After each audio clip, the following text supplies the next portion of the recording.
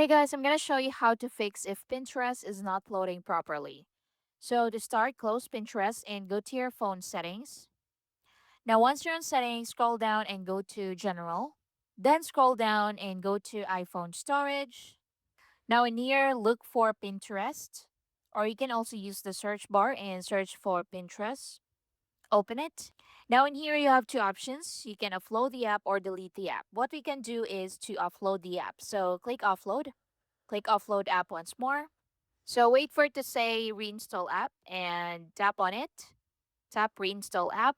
So this will free up storage used by the app, but keep its documents and data. So reinstalling will place back your data. So just wait for it to finish.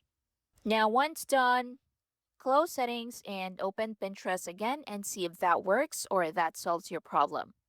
Now another thing you can do is to go back to settings, go back to the main settings, and in here, scroll down and go to Wi Fi and check if you're connected to a stable internet connection.